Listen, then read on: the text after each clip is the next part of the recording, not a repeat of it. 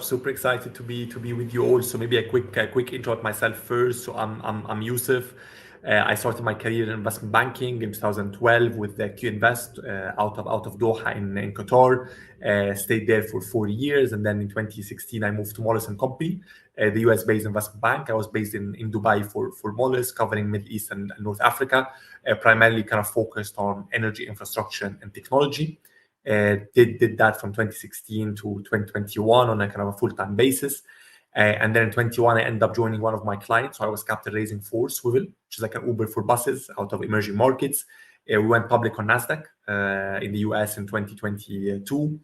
And then in 2023, I joined the AIQ, which is basically Abu Dhabi's AI for energy platform, which was a joint venture between ADNOC, the national energy company of the UAE, and G42, one of the kind of largest AI companies in the UAE and the region.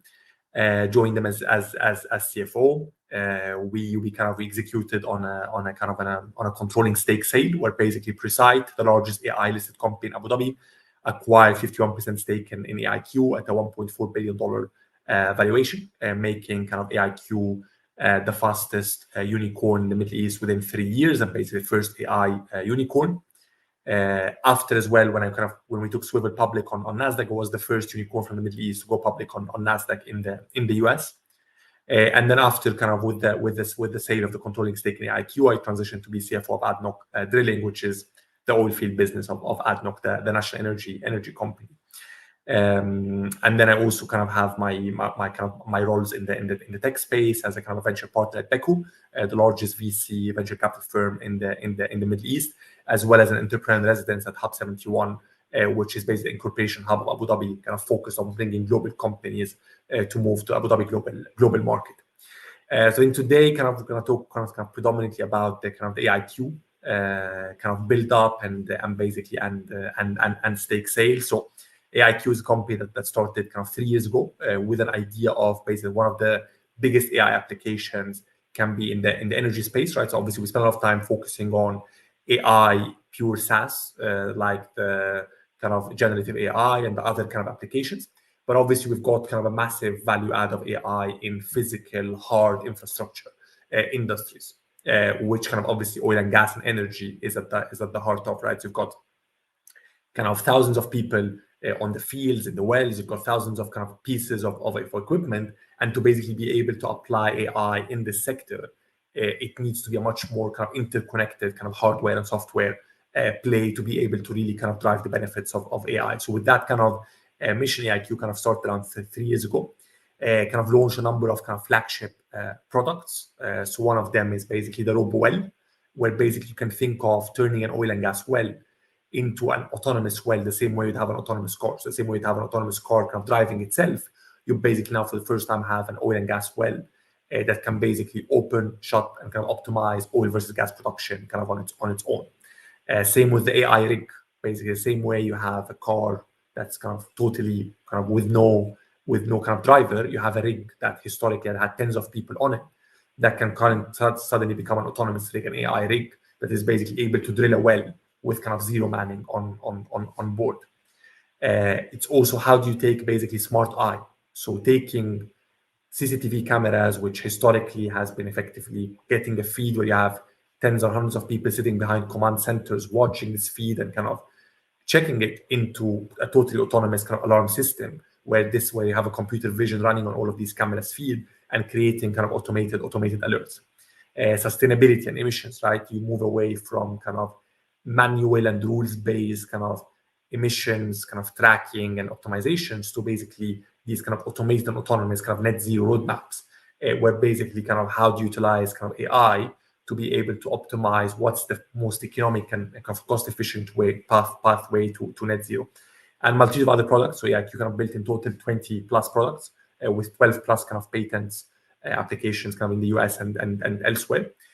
I was able to very, very quickly kind of build up its client base in Abu Dhabi and in the region.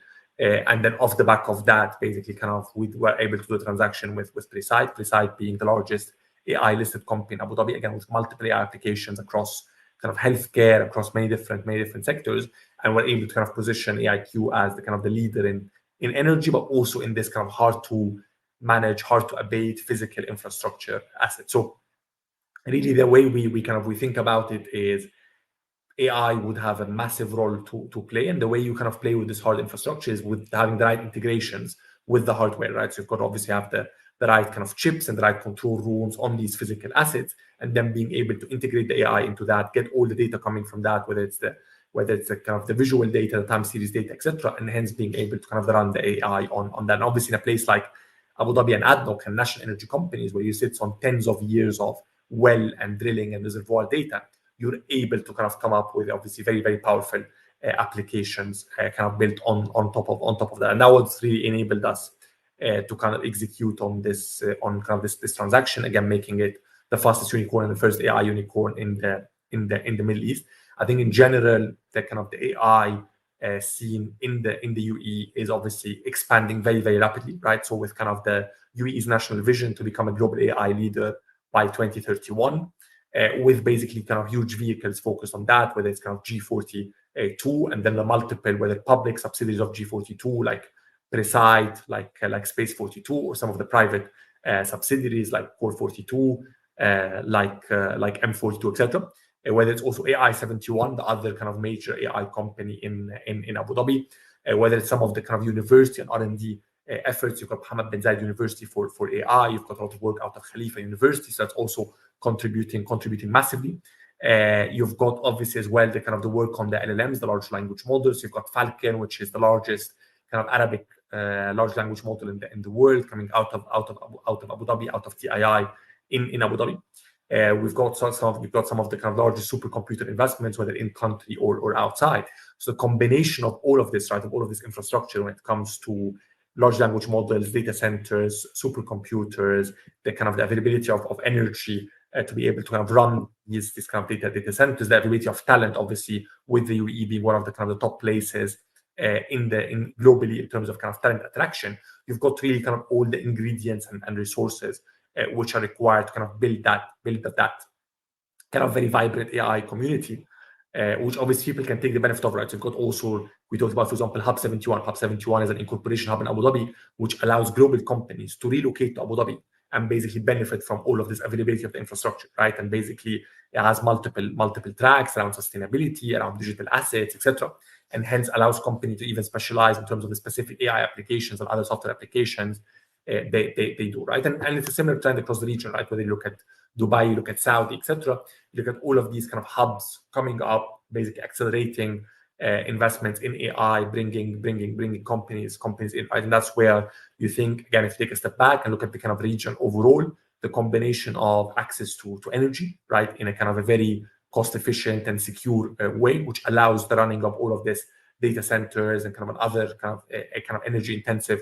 applications, whether it's the availability of talent, as you kind of look at a kind of very high quality of living, very competitive tax regimes, and kind of other considerations, allowing kind of the best talent to be in. Some of the best universities and R&D centers popping up, including like specialist AI universities, a kind of vibrant capital markets, which allows a very clear kind of path to exit for these companies. So you look at today, even the last kind of 2-3 years where you had a slowdown in the kind of the global equity capital market activity, the stock markets in Saudi and in Abu Dhabi and the rest of the region remain kind of some of the most active in the world, with kind of constant stream of new IPOs, including AI and kind of other kind of technology companies coming online. So all of these factors kind of combined create this kind of very, very attractive landscape to kind of be in the Middle East at the moment from an AI perspective, but also beyond AI, right? If you look at some of the other kind of, we're really in a futurist expo, right? So if you look at some of the other futuristic technologies, right, whether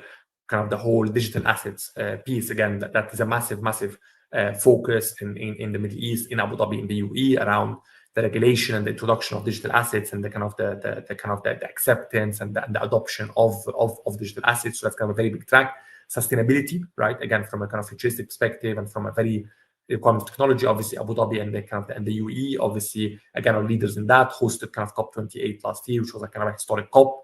The Abu Dhabi National Oil Company is kind of one of the fastest to get to net zero by 2045. You've got kind of Altera, which is one of the biggest kind of climate investment platforms globally, kind of coming off the back of Expo, $30 billion kind of assets under management to come in. And hence, again, you have a lot of work on climate, whether it's in terms of renewables, hydrogen, carbon capture, new fuels, etc.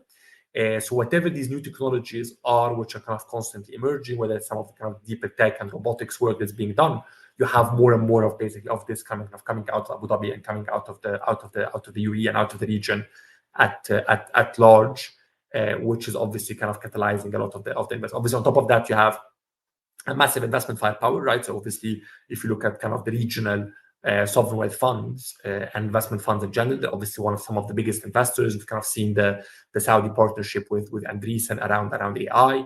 We've seen the kind of Mubadala G42 MGX fund in Abu Dhabi.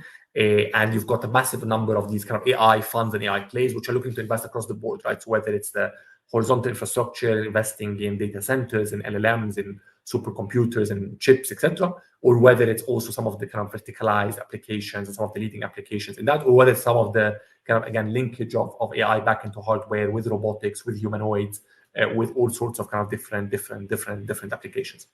So from an investment perspective as well, that kind of continues to be very attractive, and more investments continue to be channeled into that space, right? So I think in a nutshell, I think we find ourselves in a situation kind of in the Middle East where, with all of the right resources, with all of the right enablements, we were able to execute on a transaction like what we've done with AIQ, getting to a $1.4 billion valuation within a span of 3 years from establishing the company, because you have the data, because of all the massive history, industrial history, and energy history in the region. We've got obviously the right investment and resources with all the investment funds, with all the sovereign wealth funds. We've got the talent with all the kind of the people who kind of want to move and want to be in the UAE, and the talent coming naturally from universities inside the UAE. You've got obviously a very progressive and kind of client base and government which wants to contract these AI applications and use them, creating a very strong revenue source for kind of these startups and tech companies as they come online. As well, you've got a vibrant capital market that allows you to have these exits of these startups and companies into the capital markets, whether directly in the form of IPOs or SPACs, or in the form of kind of selling, like what happened in the case of AIQ, to a stake to a company that's already listed on the exchange and already benefits from this public currency. So I think all of this allows us to have kind of liquidity events and exits and transactions of this type, and obviously will continue to allow us to see many more in the coming kind of months and years as that continues to kind of to develop, and we continue to see more and more situations like this. So that's kind of in a nutshell, a very quick kind of review on the kind of the AI landscape in the Middle East, in Abu Dhabi, with some of the success stories we've kind of been very privileged to kind of be part of and help drive, like AIQ, and again beyond AI, looking at some of the other futuristic technologies which are kind of emerging and being hosted and being incubated outside of the Middle East and the UAE. Again, real pleasure to be here, and looking forward to kind of any questions you have or anything else we can engage on.